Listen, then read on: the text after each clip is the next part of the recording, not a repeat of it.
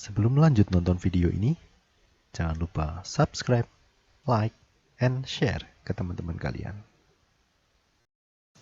Halo semuanya, Assalamualaikum warahmatullahi wabarakatuh.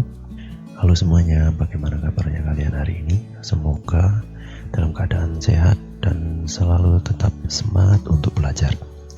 Nah, pada kesempatan kali ini kita akan belajar lagi meneruskan yang kemarin, yaitu di tema 7.5G di subtema 1, yaitu tentang peristiwa kebangsaan masa penjajahan. Nah, dalam kesempatan yang kedua ini atau kali ini kita akan belajar mengenai pergerakan kemerdekaan Indonesia. Jadi masa pergerakan kemerdekaan Indonesia. Nah, mari kita buka pembelajaran pada kali ini dengan membaca basmalah bersama. Bismillahirrahmanirrahim. Baiklah, yang pertama kita belajar mengenai serangan kerajaan Aceh terhadap Portugis. Nah, ini kalian bisa membuka buku paket kalian halaman 27. Nah, setelah kita sudah membaca tentang penjajahan di masa Belanda, nah kali ini kita akan belajar mengenai pergerakan kemerdekaan, yaitu perjuangan pergerakan kemerdekaan. Nah, sejak kedatangan bangsa Portugis di Malaka pada tahun 1511, telah terjadi persaingan yang berbuntut permusuhan antara Portugis dan Kesultanan Aceh. Sultan Aceh pada waktu itu diperintah oleh Sultan Ali Muhayyad Shah menganggap bahwa orang Portugis merupakan saingan dalam politik, ekonomi, dan penyebaran agama. Jadi pada saat dulu itu Belanda turun atau datang ke Batavia atau Jakarta, maka bangsa Portugis itu datang ke daerah utara Indonesia, yaitu di daerah Aceh. Latar belakang perlawanan rakyat Aceh terhadap Portugis antara lain sebagai berikut. Yang pertama itu adanya monopoli perdagangan oleh Portugis, ya kan? Penguasaan perdagangan oleh Portugis. Yang kedua yaitu tentang pelarangan terhadap orang-orang Aceh untuk berdagang dan berlayar ke Laut Merah. Nah, ini orang Aceh dilarang untuk berdagang ke Laut Merah atau ke daerah Arab. Yang ketiga, penangkapan kapal-kapal Aceh oleh Portugis. Nah, ini Portugis menangkap kapal-kapal Aceh yang mau berlayar ke Laut Merah atau ke daerah Arab, sehingga ini menyebabkan perlawanan rakyat Aceh terhadap Portugis. Nah, maka dari itu untuk melakukan perlawanan, rakyat Aceh melakukan persiapan dengan langkah-langkah antara lain sebagai berikut. Yang pertama, melengkapi kapal-kapal dagang Aceh dengan persenjataan meriam dan prajurit. Yang kedua, mendatangkan bantuan persenjataan sejumlah tentara dan beberapa ahli dari Turki pada tahun 1567. Jadi kenapa sampai sekarang Aceh ini bisa disebut sebagai Serambi Mekah? Karena memang Aceh adalah daerah yang sudah berhubungan baik dengan kesultanan-kesultanan di Turki Utsmani pada masa itu. Yang ketiga, mendatangkan bantuan persenjataan dari Calicut dan Jepara. Lalu, setelah berbagai bantuan datang, Aceh segera melancarkan serangan terhadap Portugis di Malaka. Portugis harus bertahan mati-matian di benteng Formosa. Portugis harus mengerahkan semua kekuatannya sehingga serangan Aceh ini dapat digagalkan. Sebagai tindak balasan, pada tahun 1569, Portugis balik menyerang Aceh, tetapi juga dapat digagalkan oleh pasukan Aceh. Nah, sejak Kesultanan Aceh dipimpin oleh Sultan Iskandar Muda tahun 1607 sampai 1636, perjuangan mengusir Portugis mencapai puncaknya. Agar mencapai tujuannya, Sultan Iskandar Muda menempuh beberapa cara untuk melumpuhkan kekuatan Portugis, seperti memblokade perdagangan atau membatasi perdagangan. Yang kedua, Sultan Aceh melarang daerah yang dikuasai Aceh itu menjual lada dan timah kepada Portugis. Cara ini dimaksudkan agar kekuatan Portugis benar-benar lumpuh karena tidak ada barang yang dapat dijual ke Eropa. Lalu upaya ini ternyata tidak berhasil sepenuhnya, sebab raja-raja yang kecil-kecil itu yang merasa membutuhkan uang secara sembunyi-sembunyi menjual barang dagangannya kepada Portugis. Gagal dengan taktik blokade ekonomi, Sultan Iskandar Muda menyerang kedudukan Portugis di Malaka tahun 1629. Seluruh kekuatan tentara Aceh dikerahkan, namun upaya ini mengalami kegagalan. Pasukan Kesultanan Aceh dapat dipukul mundur oleh Portugis. Nah, apa saja ini penyebab kegagalan serangan Aceh ke Portugis?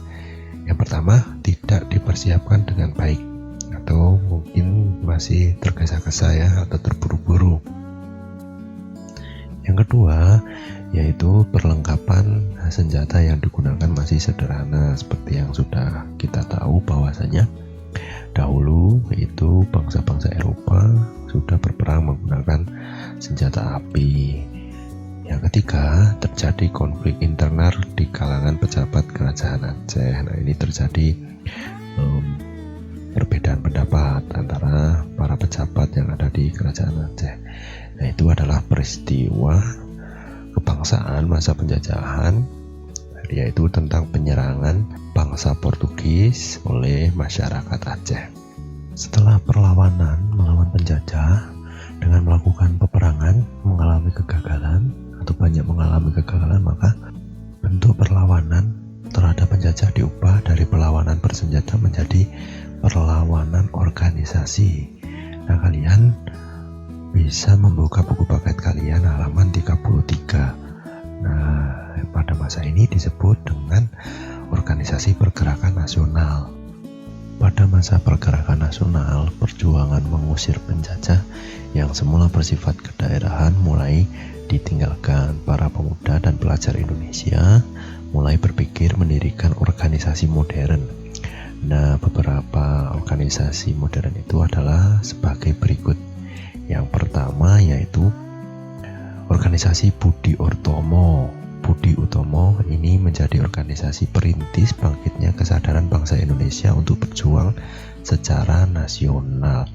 Atau bisa dikatakan Budi Utomo ini adalah organisasi pertama yang berdiri di Republik Indonesia ya, atau di bangsa Indonesia. Budi Utomo ini dibentuk tanggal 20 Mei 1908. Nah, para tokoh yang berperan dalam pembentukan Budi Utomo adalah Dr. Sutomo dan Dr. Wahidin Sudirohusodo.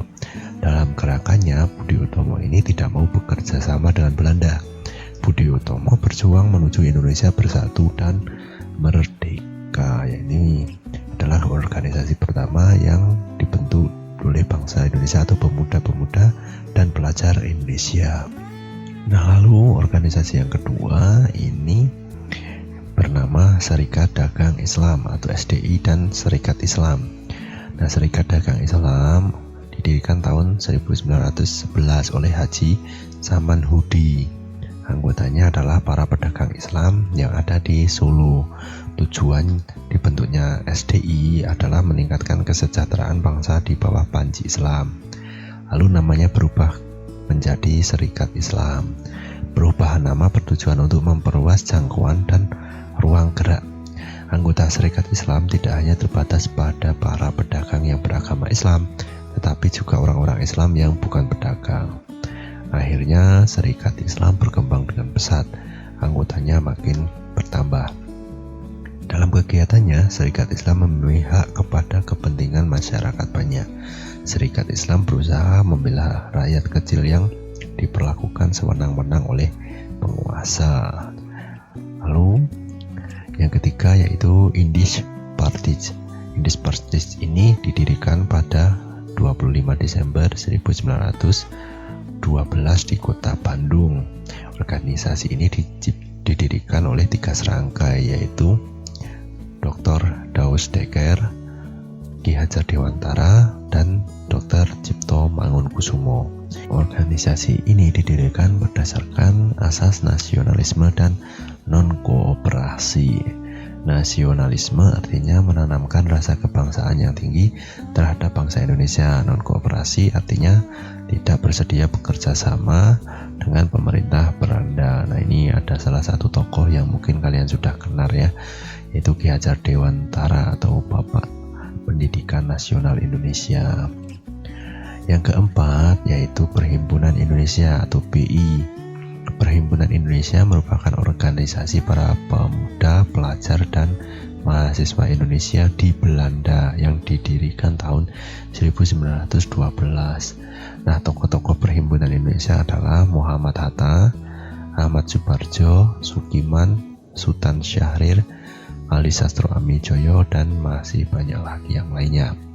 Nah, salah satu tujuan berdirinya Perhimpunan Indonesia adalah menuntut Indonesia merdeka. Untuk mencapai tujuan itu, Perhimpunan Indonesia melakukan propaganda melalui media cetak, yaitu sebuah majalah yang semula bernama Hindia Putra, kemudian berubah menjadi Indonesia Merdeka. Melalui majalah ini, cita-cita mencapai Indonesia merdeka dipropagandakan ke seluruh tanah air Indonesia. Nah, itulah beberapa organisasi yang berdiri pada masa pergerakan nasional. Nah, lalu setelah berdiri organisasi-organisasi itu, maka lahirlah yang disebut Sumpah Pemuda. Nah, di halaman 35 kalian bisa melihat bahwasanya pada tanggal 7 Maret 1915 Gerakan Pemuda mempelopori Trikoro Darmo atau 3 tujuan mulia. Nah, Trikoro Darmo ini kemudian bernama Jong Java atau Pemuda Jawa.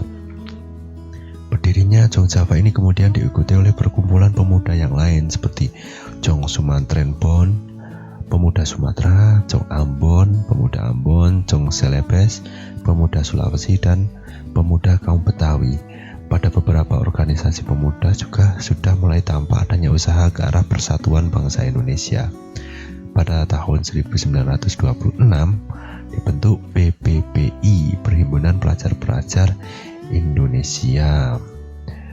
Nah, pada tanggal 15 November 1925 diadakan pertemuan pemuda di Jakarta yang dihadiri oleh wakil-wakil Jong Java, Jong Ambon, Jong Sumatera Bon, pelajar-pelajar Minahasa, Sekarukun, dan lain-lain. Pertemuan menghasilkan sebuah komitmen atau komite yang disebut Jong Indonesia Kongres Komite dengan ketua Tabrani. Nah, komite bertugas mempersiapkan Kongres Pemuda. Sebagai hasilnya pada tanggal 30 April sampai 2 Mei 1926 diadakan Kongres Pemuda Indonesia 1 di Jakarta dengan ketua Tabrani. Nah, tujuan Kongres Pemuda Indonesia 1 adalah memajukan paham persatuan kebangsaan dan mempererat hubungan antar perkumpulan pemuda. Nah, lalu pada tanggal 15 Agustus 1926 diadakan konferensi yang dihadiri oleh Jong Java, Jong Sumantren Bon, Sekarukun, Jong Islamenten Bon, Jong Batak, Ambonese Students, Minahasa Students, dan Kongres Komite. Organisasi pemuda menyetujui dibentuknya suatu badan permanen untuk keperluan persatuan Indonesia, kecuali Jong Islamenten Bon. Pada tanggal 31 Agustus 1926 disahkan anggaran dasar organisasi baru yang bernama Jong Indonesia atau Pemuda Indonesia. Nah, keinginan persatuan pemuda diwujudkan dalam Kongres Pemuda kedua di Jakarta tanggal 26 sampai 28 Oktober 1928. Nah, Kongres dihadiri oleh 9 organisasi pemuda dan sejumlah tokoh politik, diantaranya ada Soekarno, Sartono, dan Sunario. Kongres dilaksanakan dalam 3 tahapan rapat, yaitu sebagai berikut. Yang pertama, rapat yang diadakan hari Sabtu tanggal 27 Oktober.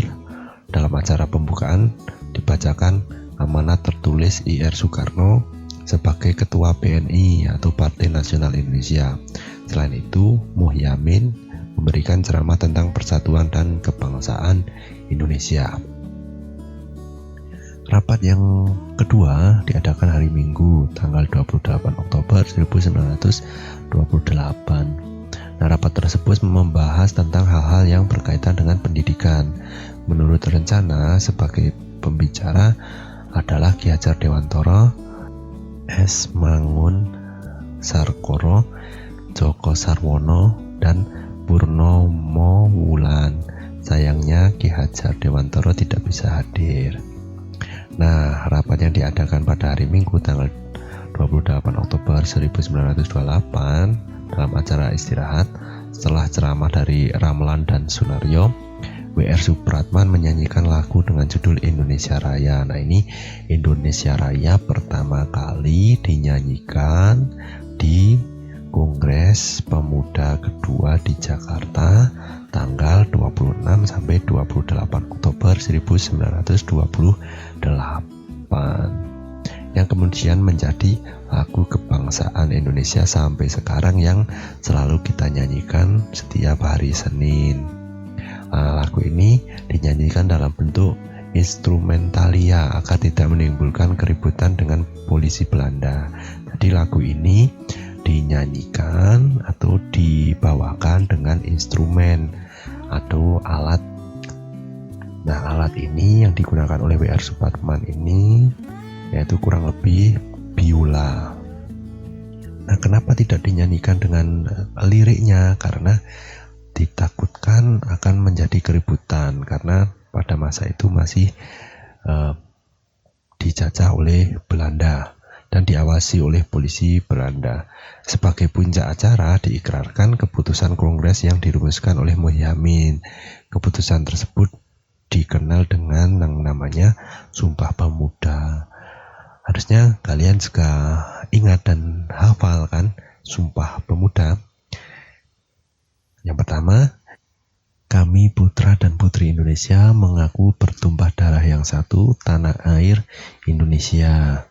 Yang kedua, kami putra dan putri Indonesia mengaku berbangsa yang satu, bangsa Indonesia. Yang ketiga, kami putra dan putri Indonesia menjunjung bahasa persatuan, bahasa Indonesia. Nah, ini 3 isi Sumpah Pemuda.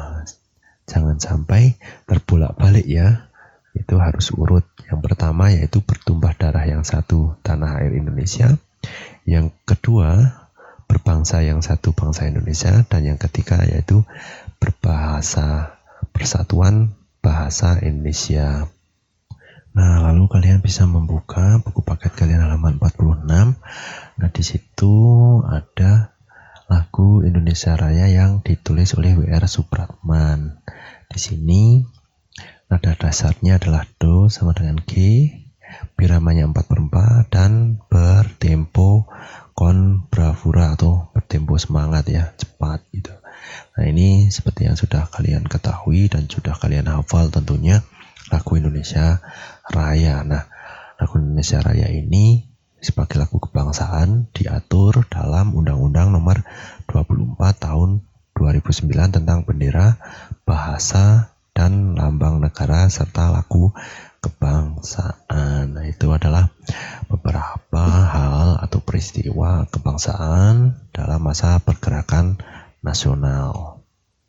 Nah, kalau kalian tadi sudah membaca tentang Kongres Pemuda, sekarang ini adalah sejarah Kongres Perempuan Indonesia. Jadi, anggota organisasi pelajar ini mesti ada perempuannya atau perempuan yang sudah terpelajar. Nah, ini mengadakan Kongres Perempuan Indonesia pada tahun 1928 sampai 1941. Nah, ini kalian bisa lihat atau buka buku paket kalian halaman 52.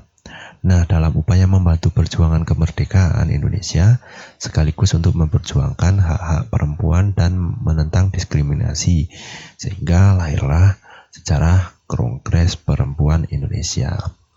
Nah, Kongres Perempuan Indonesia merupakan upaya perjuangan kaum perempuan menuju kehidupan perempuan yang lebih baik. Nah, ini beberapa istri tokoh pergerakan nasional seperti istri Ki Hajar Dewantoro, Siti Sundari, Suyatin, dan lain-lain mempelopori Perkumpulan Perempuan Indonesia atau Gerakan Perempuan.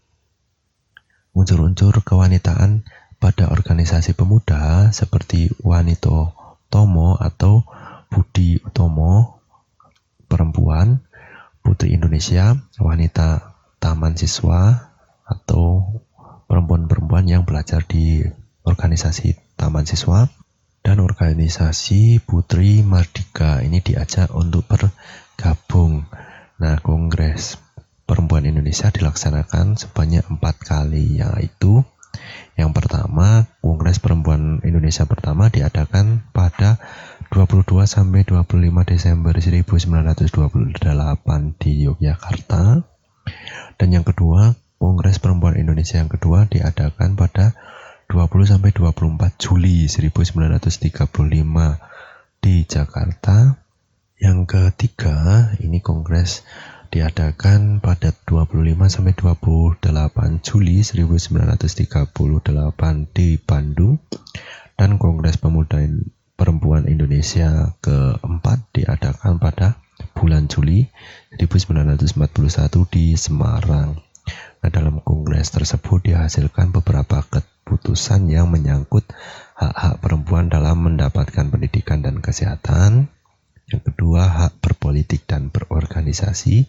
Dan yang ketiga, hak-hak perempuan dan lainnya. Hari pertama Kongres Perempuan Indonesia yang pertama, yaitu tanggal 22 Desember, ditetapkan sebagai Hari Ibu. Nah, ini adalah sejarah di mana Hari Ibu tercipta. Hari Ibu ini diciptakan dari Kongres Perempuan Indonesia. Nah, itu adalah beberapa peristiwa kebangsaan yang terjadi pada masa penjajahan di Indonesia. Nah, semoga ini bisa kalian pahami sebagai tambah ilmu. Nah, untuk kali ini cukup sekian. Mari kita akhiri dan kita tutup dengan bacaan hamdalah. Alhamdulillahirrabbilalamin. Baik, akhiri wassalamualaikum warahmatullahi wabarakatuh. Tetap jaga kesehatan, tetap semangat belajar, dan juga rajin sholat mengaji, membantu orang tua.